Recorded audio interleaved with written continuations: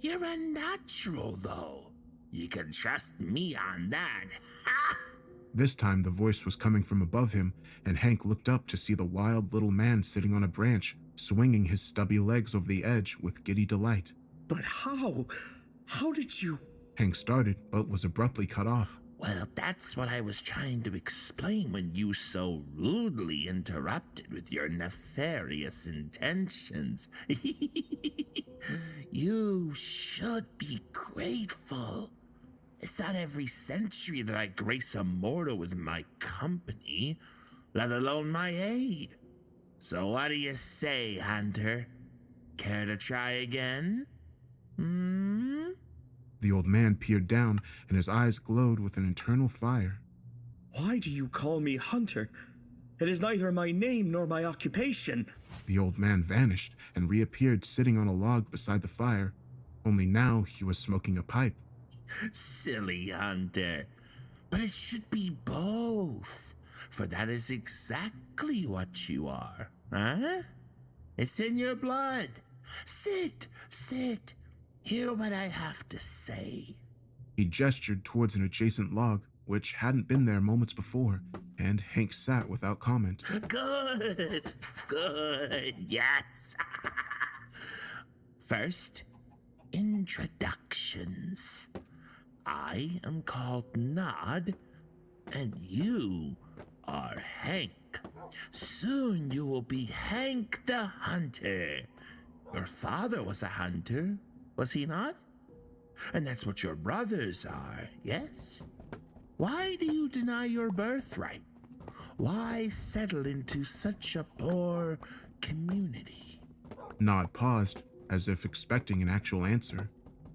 Hank began to speak, but was silenced before he could utter a sound. No, no, no. Shush now. Questions later. It's always the same. Some woman. Ha! Lust is a bitch, ain't it? Yes, take the pretty girl out west. Start a new life. Rarely goes according to plan, though. Your appearance shows that you've learned that one the hard way. I bet you'd like to go back in time, huh? Wind back the clock, as it were? Here, Nod paused again. Hank only stared in confused silence, but when the little man still did not continue, he finally spoke up.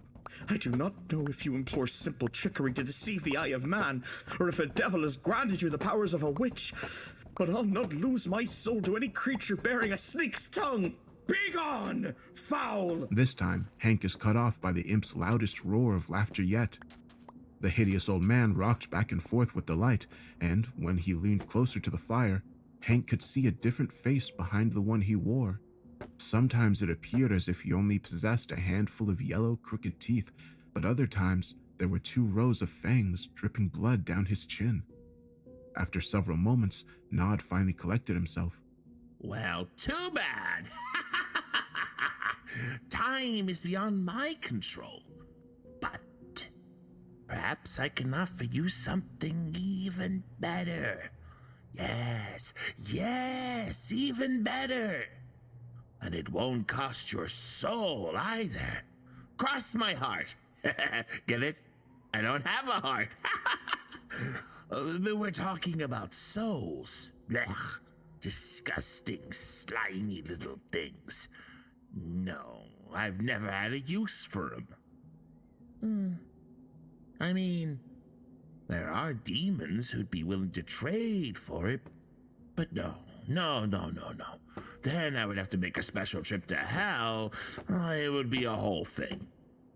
No, I'd rather deal directly with you. The old man clapped his hands, and the flame shot high into the air, illuminating the area around him, but only for an instant, though they immediately returned to normal.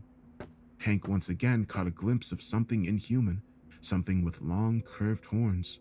Now, down to business. You need the dead man's pack to contain food. You would be mighty disappointed to find nothing but a change of clothes and a tin cup, wouldn't you? Well, what if I told you that I could make it so that it was filled with bread, grains, potatoes, apples, and corn? Doesn't that sound nice? No, wait. There's more. You're wishing there was meat. But tell me, Hunter, what of all that meat lying just behind you? Are you just going to let it spoil? You're vile. I would never. How dare. Okay. Sheesh, men who reek of your bloodlust are usually more fun. I could see you're the exception to the rule. Fair enough. Probably best to just show a guy like you, huh? In the time it took Hank to blink, Nod disappeared and reappeared directly in front of his face. The old man was now some otherworldly creature, an imp from hell in an old man's suit. The skin was covered with lumpy wrinkles. Its long horns curved upward. Its giant ears were pointed, and its eyeballs were yellow with red irises. Nod's hand shot out, and he stuck two long, stick-thin fingers to the center of Hank's forehead, transporting him to another place and time. Suddenly, it was 1 week later. He was sitting down to a family dinner because they still had meat and grain.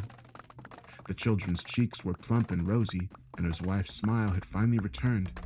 They were happy. Next, time rushed forward, and he saw himself months later, in the spring. They were leaving their home for greener pastures. He saw an entire lifetime of success and happiness inside of a big house with his wife and their many children, each of them happy and thriving. Then he was suddenly ripped away from them and thrust back into the cold, harsh reality of the present. He opened his eyes to see Nod's face just inches from his own. The imp had reverted back into the deformed old man, but his inhumanly wide, snaggle-toothed grin was almost as terrifying as his true form. Hank yelled and fell backwards from his log, prompting another outburst of laughter from Nod. You see now, don't you? Yes, I can give you all of it. Hurry up, get up. Time's wasting, and this still needs making.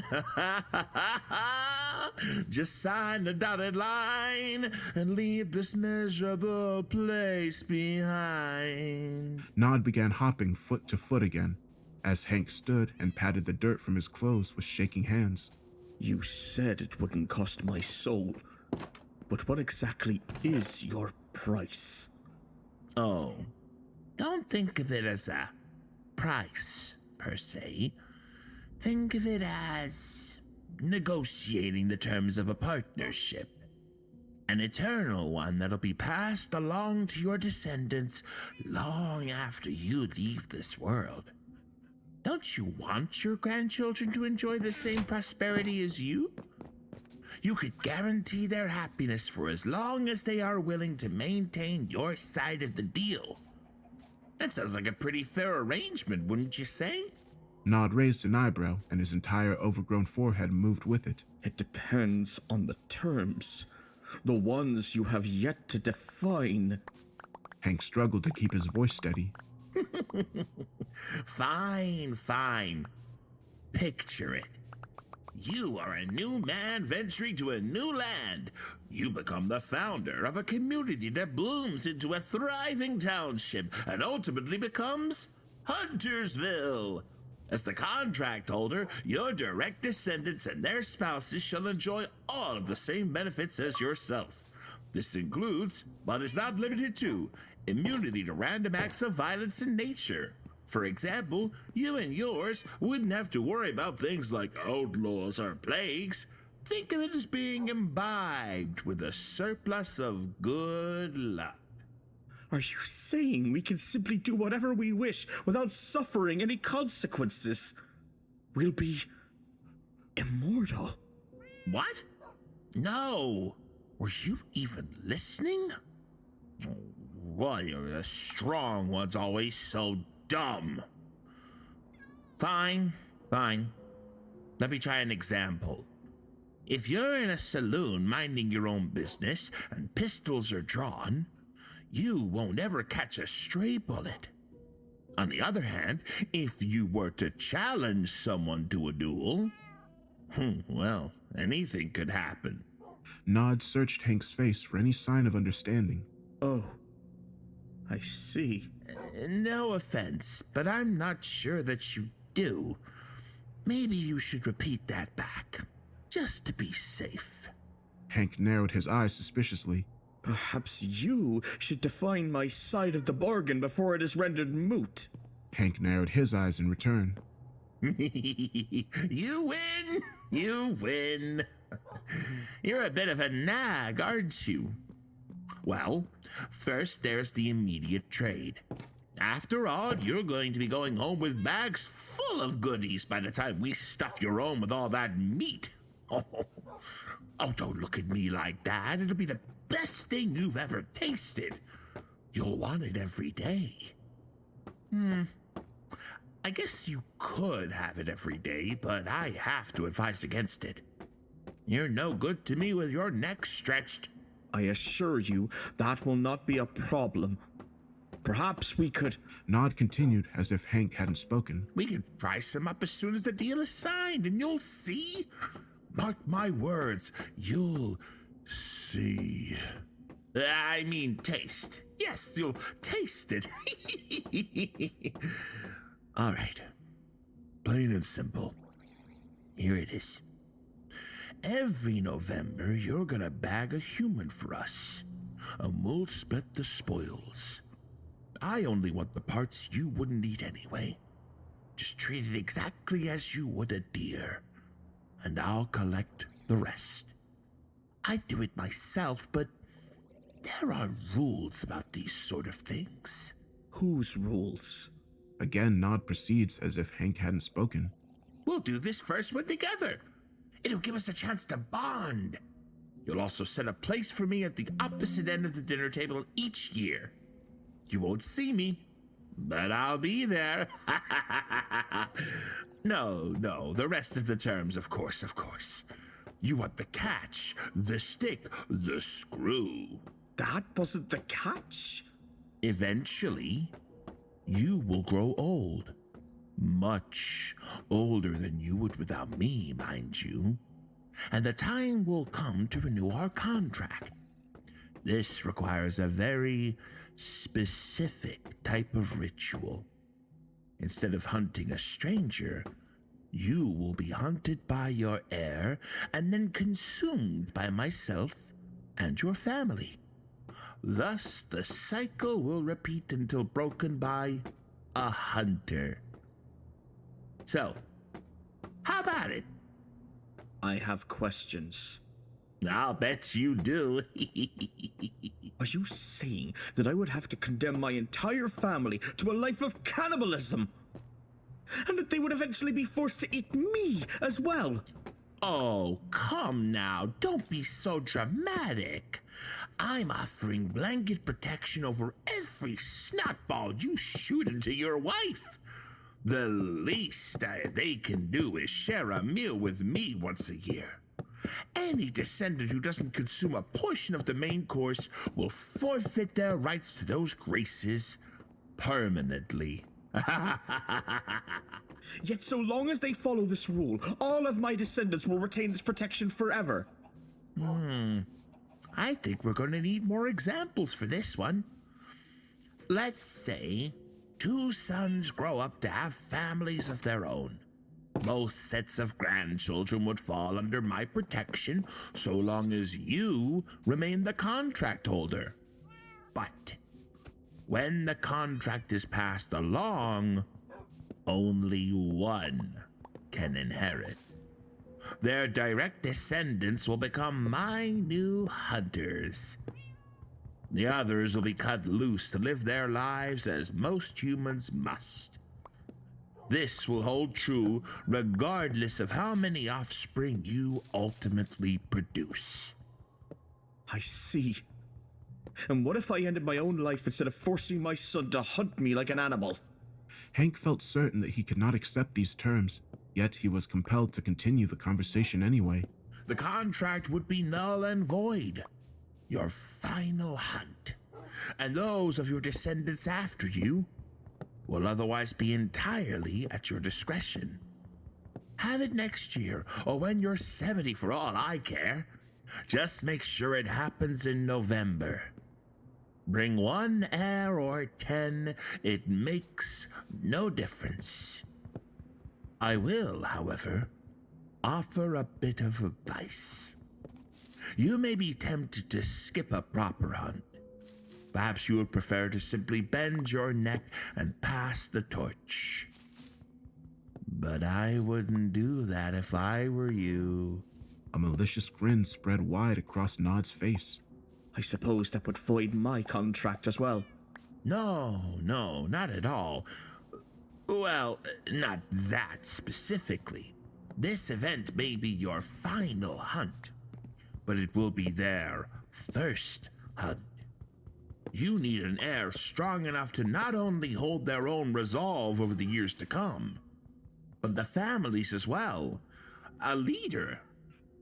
Not all children are born to be leaders, this I promise you. The hunt is like a test. It will allow you to die in peace, knowing the family remains in safe hands. Plus, you'll still have your soul, eh? You'll be reborn before you know it. Probably as another hunter. So, you see? This contract has the potential to benefit you for lifetimes. Hank sat in silent contemplation, and for the first time since he arrived, Nod also refrained from speaking. Oh, I know what might help. In a flash of movement, Nod reappeared before Hank and pressed his long, pointed fingers into his forehead yet again. This time, he was only transported a few minutes into the future, after declining the imp's offer. He felt a great sense of relief when the creature vanished from sight and slept until dawn. On his journey home, he failed to encounter a single living creature, and his wife wailed with grief at the knowledge her baby would soon be dead. Suddenly, it was 2 days later. With no lumber for a coffin, he was forced to bury his son in old rags. His wife died 4 days later, and her funeral, if you could even call it that, was much the same. Only Hank no longer had the strength to dig a proper grave, and by morning, the vultures had her. He thought of trying to catch one, but by then, he didn't want to survive. Enough! No more! I'll do it. I'll do it. Hank slapped Nod's hand away. The visions left him shaking and dripping sweat. The cold night air would have been too much if not for his new coat. Excellent. I knew you had it in you. Now, let's get this silly paperwork out of the way so we can have some real fun. I'm telling you, Hunter, you are not gonna believe what you've been missing. And I don't cook for just anyone, you know. With a snap of his twig-like fingers, a scroll appeared in Nod's hand. When he allowed it to unroll, it fell to the ground and did not stop until the end was several feet past where Hank stood. 1 second. Here we go. Nod re-rolls the contract until the end sits directly at Hank's feet. Just let a few drops of your human juice fall onto the dotted line, and it's a done deal. Hank lifted the parchment and leaned into the firelight. The paper was completely filled with tiny cursive script. There were no paragraphs or margins, just a wall of text. He desperately wished to read its contents in full, but seeing it now, he realized that wasn't an option, regardless of any time constraint. His hesitation lasted only a moment before remembering the sight of his wife and child lying dead in his arms. With the parchment at his feet, he drew his hunting knife with the right hand and made a small cut in the fleshy pad of his thumb. Then he pressed it to the bottom line. The moment it lifted from the parchment, the entire contract disappeared with another snap of Nod's fingers, and the fire roared with new life, illuminating the entire area as if it were morning. Oh, now for the fun part.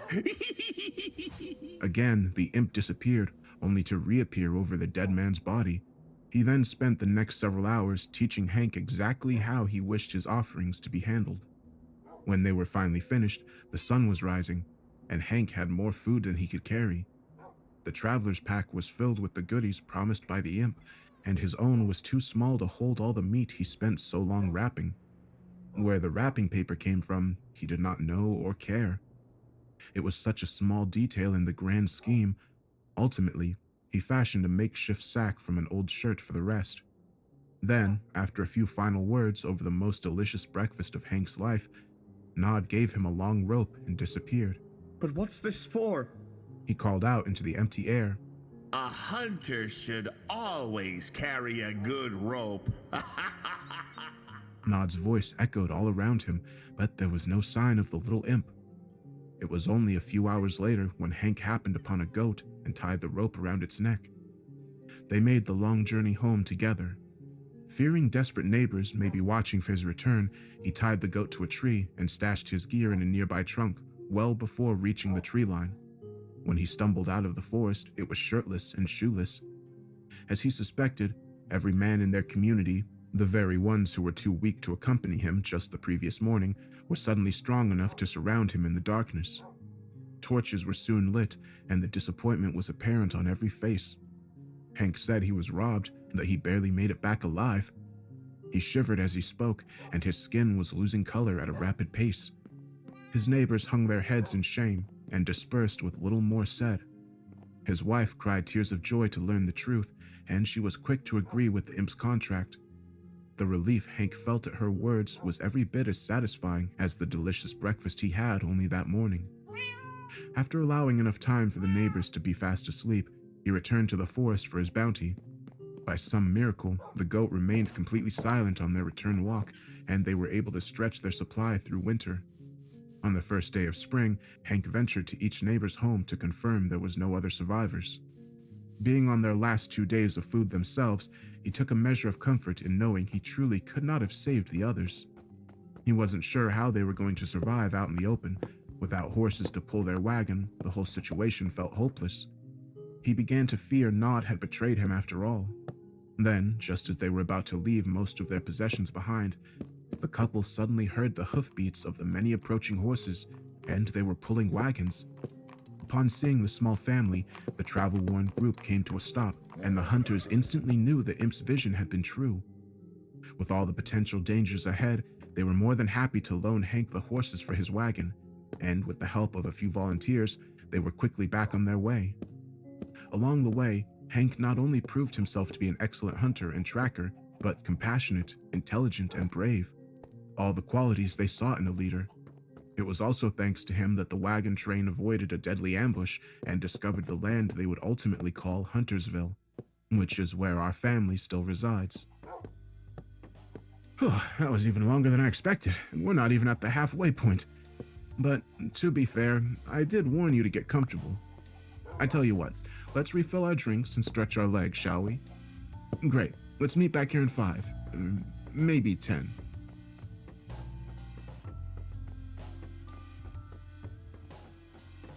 Okay, is everyone back now? Splendid. So let's jump ahead to the 70s, so I can tell you a little about my dad before we get to my childhood. I also want to clarify, I don't mean to speak of good fortune and prosperity in a way that misleads anyone about our wealth. Again, no souls were sold. We aren't the 1% richy rich kind of rich, not even close. Financially speaking, we're considered upper class. but we don't own mansions, yachts, or have car collections. We also have actual jobs and careers that earn that money. It doesn't just come out of nowhere.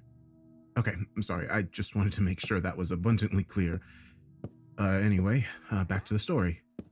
The next thing to understand is that there's a big difference between Pappy Hank and the hunters who came after him. You see, he knew what it was to starve, to live with that awful knowledge that any meal might be their last. But his children and theirs and so on, they never knew this fear. They misunderstood their good fortune and full bellies as a right, not a privilege, and each generation became a little more entitled, selfish, and cold. In the early 1900s, there were cases of siblings killing each other for the chance to hunt their father. In order to prevent this, a rule was made that anyone who harmed a fellow hunter would automatically forfeit their claim to the contract, but that didn't completely solve the problem. As you can probably guess, my family history is filled with tragedy and deceit on all sides, especially where that imp is concerned. It will come as no surprise to learn he left out a few key details. Not that it would have made a difference. What else was Hank supposed to do? Watch his family starve while knowing he could have prevented it? You see, luck is a complicated thing. Our universe relies heavily upon balance. Where there is great evil, there must also be great good. To have an upper class, we must also have a lower class. This concept can be found in one form or another in every culture across the world.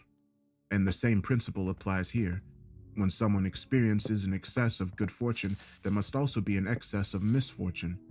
For example, have you ever noticed that you might win $500 on a slot machine one week, but then your transmission may go out the next?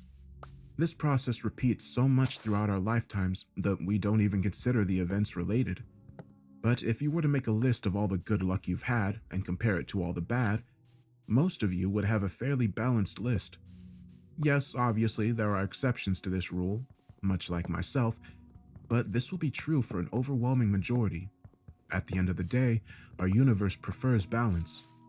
So, unless some unnatural force has the power to thwart that preference, you can be damn sure the universe is getting what she wants. Nod said that anyone who does not participate in this yearly feast would no longer fall under his protection. Yet he failed to clarify this meant the universe would immediately begin collecting debts. When there was a change of the contract's holders, the newly excluded family members would begin to experience stretches of horrible luck. Everything from accidents to financial ruin or worse. But the worst tragedies befell those who left voluntarily. There haven't been many over the years. Most of us are too frightened to quit. The first time it happened was in 1889, when 18-year-old Maria Hunter secretly eloped. She and her parents were at odds over the man she wished to wed, so she simply ran away. The young couples were married in the spring, and by fall she was with child. Before Thanksgiving became an official holiday, the family would perform the ritual during the first week of November, but as the years passed, traditions evolved. It became more practical to simply take a vacation every Thanksgiving. It's almost like the two were meant to coincide. So, as November drew near, her family begged her to return home for the holiday, even if only for the day. Regardless of their hatred towards their son-in-law, they very much wished to ensure Maria and her baby remained under Nod's protection. Unfortunately, when she revealed the family secret to her husband, he was appalled. He reacted how most people would and forbade her from further contact. His fear of being an outcast was the only thing which prevented him from contacting the authorities. Maria's parents worried for her quality of life, but not her very safety. In fact, some tell the story as if they were planning an extra special Thanksgiving for the following year. It was too late for Maria, but if they could be rid of her husband, her child might still benefit from the protection she forfeited. Don't forget, the mortality rate for infants in general was still quite high in those days. Sadly, the situation was far worse than they anticipated. During the first week of December, Maria lost her life in a house fire, along with that of her husband and unborn child. Newspapers wrote of a stray spark from the fireplace and called it a tragic turn of fate. If they only knew. The story was much the same for any hunter who forfeited their rights. Though not all lost their lives, some only wished they had. Those who were excluded due to contract failures, however, got off a little easier. It seems as if the excess bad luck is distributed amongst the group rather than focused on a single individual. Okay, that was a longer detour than I expected, but I think you're finally ready to hear about my father. Just a few basics before we dive into my own childhood, for context. Dad was born 1 minute after his twin sister, Diane. She was a very impressive woman. Grandpa took them hunting as children, and she was a natural. Her tracking skills in particular were unmatched, but thus far, only men had been allowed to participate in the final hunt, so it was always assumed that Dad would automatically inherit the contract. Then, Grandpa announced that 2013 would be the year of his final hunt, and Diane was allowed to compete. Dad was furious. I was only 6 at the time, but I remember him being furious and not understanding why. Then, after a few days, he apologized and made amends with his sister. They agreed, no matter who won, they would always support the other. To this day, we aren't sure if his plan was always to drug Diane the night before the hunt or if it was just a last-minute decision, but I would put my money on the former. Since it was only the two of them, Dad was able to wake up and kill Grandpa with none the wiser. By the time Diane regained consciousness, the deal was done. Shortly after, she was involved in a car accident that killed her husband. She also broke her arm and became addicted to pain pills. It took her 3 years to get clean and win back custody of her children. Obviously, she never spoke to Dad again. We aren't even sure what state she lives in or how she's doing since. Mom only learned that much because she was the one who paid Diane's lawyers. I should also clarify, though an extra seat was prepared for the imp each year, no one had ever seen him except for the contract holders. And even though it was only the one time, most of our family's history has been passed down through journals. But these meetings are largely glossed over, as if the authors were too distracted to recall the encounters in great detail. Since my siblings and I were still minors at the time of Grandpa's final hunt, we were simply told that he suffered a stroke. Children aren't trusted with the truth until their 18th birthday, ever since a close call in 1897. When my brother found out, he became a completely different person. He suddenly didn't want to go hunting anymore, and he distanced himself from not only his friends, but me as well.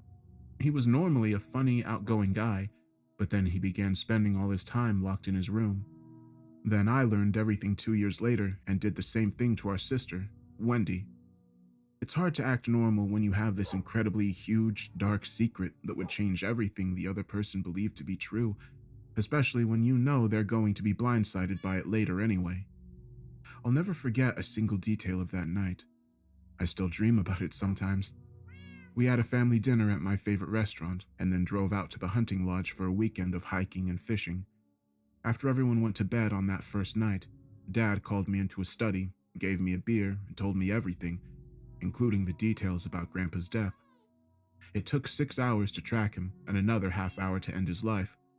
The man fought back every step of the way. Dad's first approach was too noisy and earned him a rubber bullet to the shoulder. He stressed how important it was that the hunt be real, for the sake of future generations. How the contract holder was responsible for the family first and himself last. You should probably know my father was a major hypocrite, but we'll be covering that in greater detail shortly. On his second approach, he aimed for a headshot, hoping to ensure Grandpa wouldn't suffer.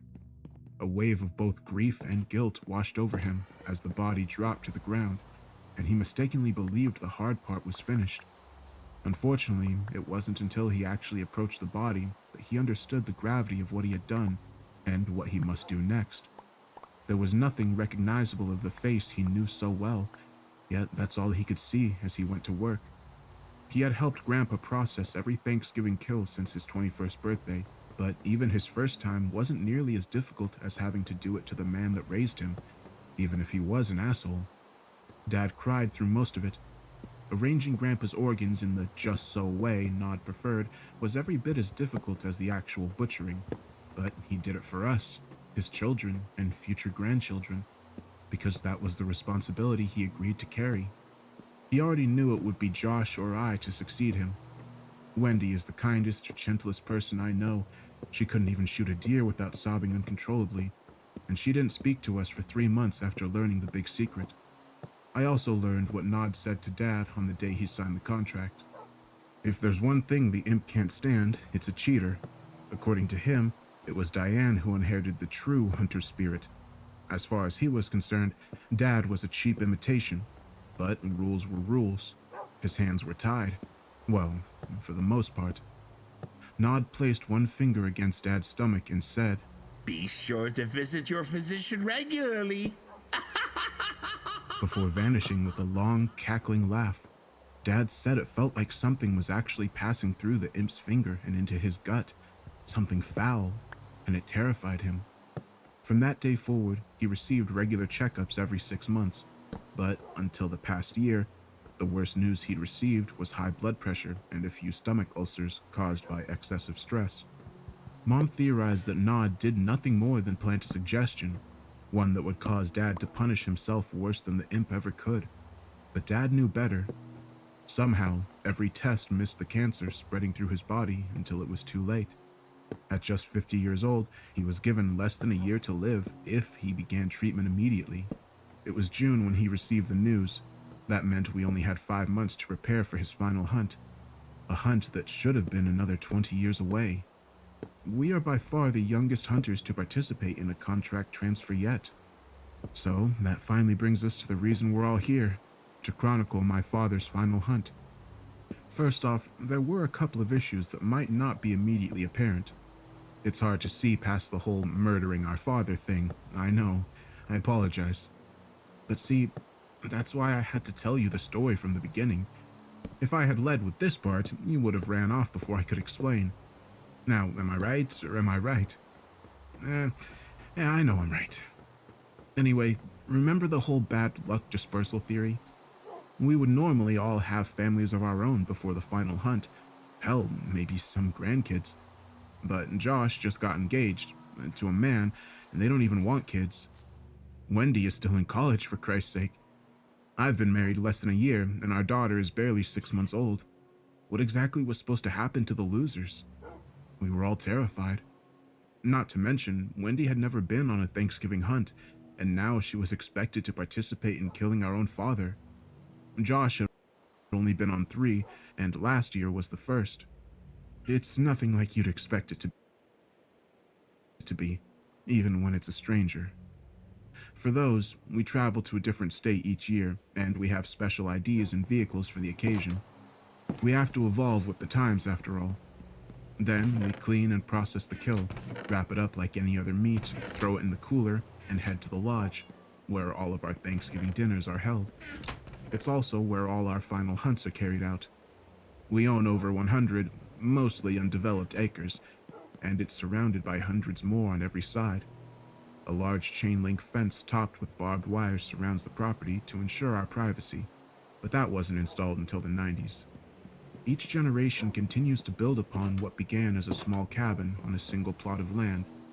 That cabin has now become a 2-story home, complete with an attic and basement. We used to need a generator for electricity, but now we use solar panels, and a well supplies our water. I had a city friend in college who thought that meant we had one of those round stone wells outside, and would fetch a bucket of water whenever we needed it.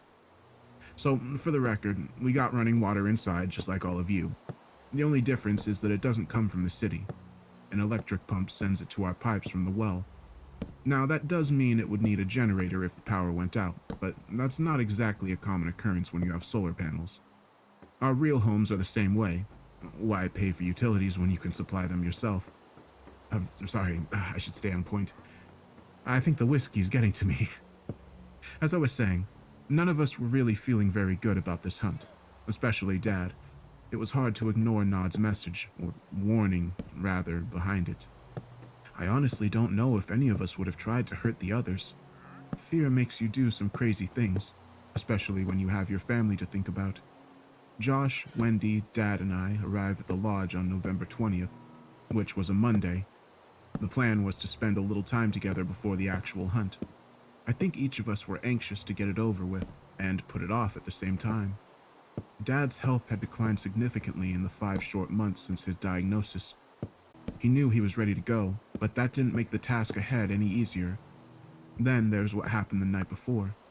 As I said, Wendy made her feelings abundantly clear, and she planned to abstain from the hunt. Meanwhile, Josh has always been the typical, bigger, tougher older brother. We kinda just assumed that he would be the one to do the deed. My participation was mostly to keep Dad happy, so he would go easier on Josh. He was kind of a close-minded prick when it came to my brother's sexual orientation, but Josh was his golden boy until he brought home a Michael instead of a Michelle. I knew Dad would come around eventually, so I played along in the interim, just to relieve some of the pressure. Only he got sick before that could happen, and now my brother was being fueled with a different kind of motivation. It's not surprising at all that Wendy wanted us to call the whole thing off. Think about it. The smartest thing we could possibly do is refuse to participate. We're young. The bad luck would split between us. Mom, Kaylee, Abby. Oh, Josh, maybe you and Michael could elope before December 1st. You selfish little bitch! Josh jumped to his feet, instantly furious. I wouldn't put him at risk to save your pathetic life! Okay, let's calm down for a second. I went to stand between them, and Josh returned to his seat. Wow, and you just called me selfish. I'm trying to keep us all alive. But I guess you would have a problem with it since you're the one who's gonna be safe anyway. Wendy glared at him like he had already taken the shot. That's not true. Dad would probably shoot me on sight and wait for the straight son. You both know I'm right. There was a spiteful tone in his voice that stung like only the truth can. He would have come around, man. I wish I could have said it with more confidence, but the words were more hollow than ever. You don't know that. Fine, have your wedding later. All the more reason to end the ritual now, once and for all. At the rate technology is advancing, how much longer do you think we'll be able to get away with this? Do you want the world to find out our entire family is a bunch of cannibals? I'd never heard Wendy argue with such conviction. She was determined to make us see it her way. I don't know if I could really pull the trigger anyway. I'll go along with whatever you two decide. It was the most honest thing I could have said. I've never been a leader, and I just couldn't imagine doing this year after year. Thank you. See, Josh, Avery gets it. Just think about having to commit murder year after year for the rest of your life. Think of all the work it is to maintain separate identities and travel around the country. Just so you and Michael can be a little safer than the rest of us. Wendy utilized her big, wide eyes and saddest voice, but Josh wasn't ready to quit just yet. And how do you expect Dad to handle this news? Do you think there's a line that stubborn old bastard won't cross if it's for the good of his legacy? Yeah, he's a stubborn bastard. But what's he really gonna do? Especially if we stick together. Wendy's convictions only grew. She had clearly been thinking about this for some time. You mean besides torture us into compliance? He's only left you alone because he had us. And now he still has Avery. But he wouldn't just sit back and let it all end, Wendy. Okay, fine then. We won't say anything. You two can just do a really bad job at hunting him. You're such a child. He could barely move. Do you really expect him to believe we couldn't find his sick ass? Josh rubbed at his temples in an attempt to quell an oncoming headache. Make up your mind, Josh. Is he a scary monster or a feeble old man? You can't have it both ways. She had a point there. Several minutes passed before Josh responded. Fine. And went to bed, noticeably angry. Maybe we should go to sleep too. This won't end in a day, you know. Tomorrow will only be the beginning.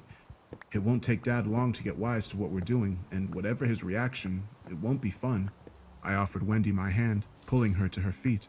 I know, but it's for the best. I understand how it made sense in the old days, but we can't go on like this. We see it, and though he may not be ready to like it, Josh sees it too. Dad might be a victim of his generation, and whether that's an excuse or not, we have to be better. Sometimes it's easy to forget my little sister is actually pretty smart. I knew she was right. It was just really hard to remember her eloquent phrasing while an imp was screaming at me. The next morning, Dad set off into the forest while I and my siblings secretly slept in. Or so I thought. That's before I was ever so rudely interrupted by a large glass of cold water being dumped onto my head. Wake up, you imbecile! Why are you new hunters so damn determined to ruin me? The next instant, I was somehow on my feet, staring at a very short man dressed exactly like the Monopoly guy down to his monocle.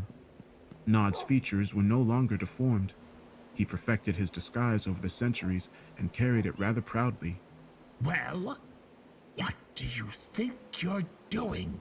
He stomped his foot impatiently, waiting for my answer. It's difficult to speak when you've just been awoken by an angry hell imp drenching you in ice water, but I did my best. We quit. I'm sorry. This would have never happened with Diane's kids. Nod sounded every bit as old as he looked. Sinking into the nearby armchair, he removed a bottle of aspirin from his jacket pocket. After taking a generous amount, he added, Try again, kid.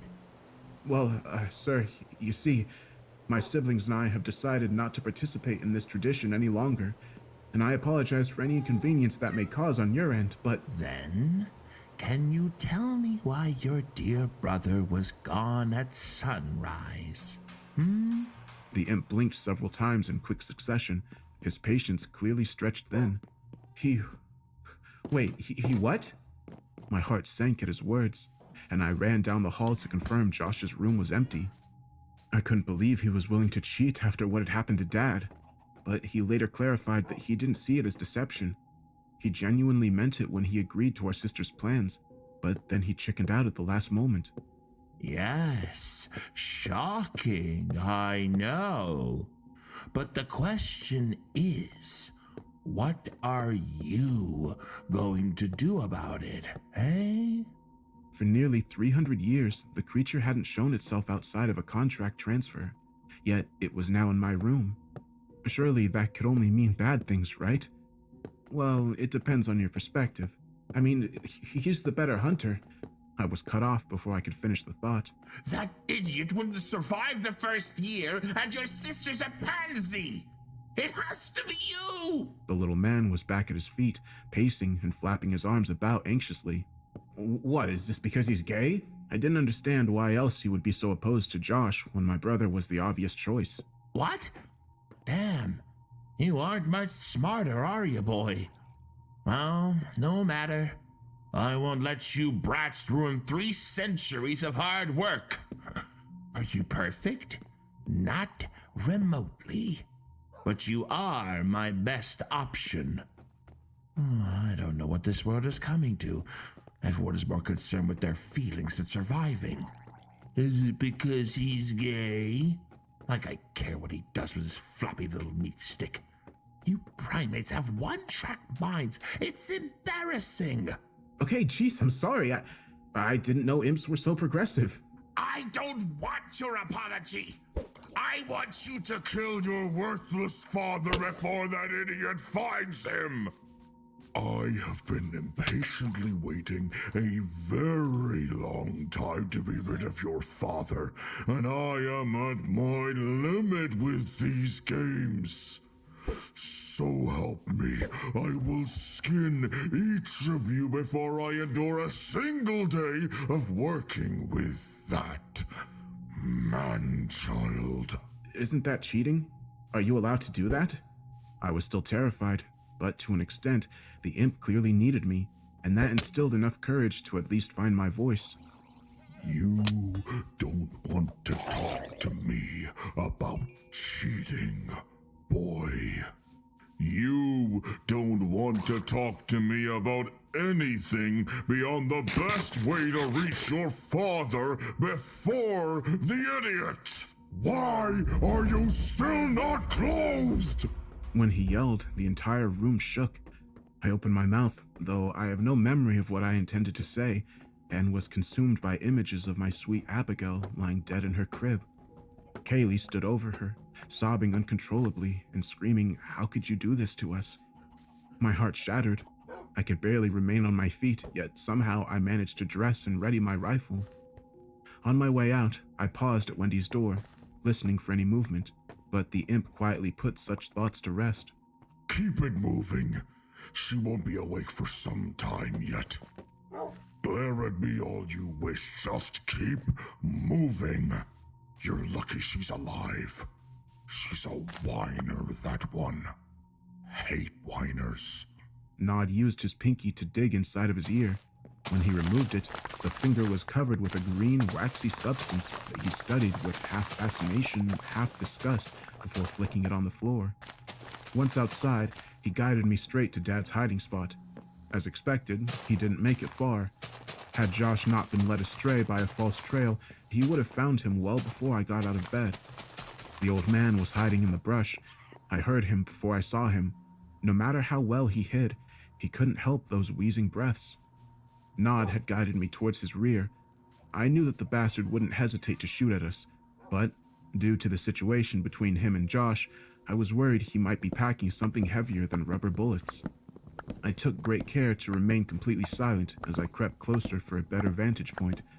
If I missed the first shot, we could very easily end up in a full-on gunfight, which would also reveal our position to Josh.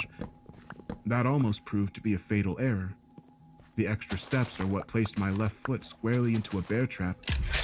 I've never felt such intense, blinding pain. It didn't feel like something clamping onto my ankle. It felt more like something snapped my leg off at the hip, like we would snap a twig from a branch. I don't remember screaming, but I remember stopping because a large, sticky, skeletal hand clamped itself over my mouth to result in the most putrid sensory experience of my life. Shut up! Shut up, or I'll cut your throat myself! Though Nod was back to his normal size, his hand remained unusually large as he pressed it tighter against my face, all but cutting my airflow. I gritted my teeth against the pain and smell to stifle my screams until the imp disappeared entirely. That's when I heard the footsteps and suddenly understood Nod's urgency. They were almost on top of me, and I had to drop my gun. Hey, please, look, I'm sorry, please get it off. Please, I can't take it. I had no clue if I was speaking to my father or brother, and I didn't care. I would have said or done anything to get this thing off of me. Avery, God damn it, son, I'm glad it's you. But I thought you better than this. You always look where you're putting your feet, son. We don't have time to get you out, not after the way you were screaming. Dad knelt down and handed me my rifle.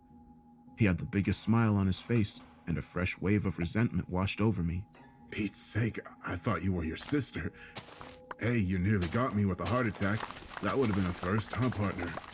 He gave me a chummy shoulder slap with the last line and sent a fresh shock of pain coursing down my leg. It took everything I had not to cry. Dad, please, I'm begging. But that was as far as I got. Son, I know it's not fair to ask this of you so young, but you're a father now, too. Think of Abby, the life she'll have, that you and Kaylee will have with her. He scooted back several feet. But Dad, There's no time. Josh is getting close. Don't you hear him? I could, and he was indeed getting too close for comfort. With shaking hands, I raised my weapon, but I was in too much pain to hold it steady. The sound of my brother's approach only added to my anxiety and went apeshit for a few hours. Most of the guards on duty died trying to stop us, or so the story goes. The government, all because of what happened that night. I thought about it for a moment and then said, I don't know. What don't you know, huh? I'll fucking tell you the rest, how's that? Hutch glared down at me, and his narrowed eyes slammed phantom punches into my face. I froze. The three... We all sat and smoked and waited for the hacks to do the morning head count. I wondered if pounding hangovers weren't the only reason for that. I suspected that I wasn't